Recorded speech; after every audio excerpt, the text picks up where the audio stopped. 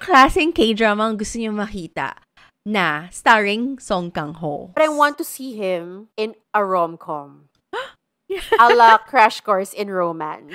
Mga Oh my tandos na God! nagmamahalan. Uh-huh. Because I feel like he can give it, you know. Gusto kong mapakilig ni Song Kang-ho.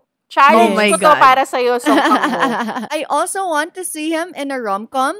Pero yung approach naman nung sa akin, it's sort of like yung Dear My Friends. It revolves around 4 friends na parang medyo nasa twilight of their years. Barkada kayo who are still rediscovering love. One could be a divorcee. One could be like single bachelor for life. Yung mga ganong klase. Riding on Transisa idea, rom-com.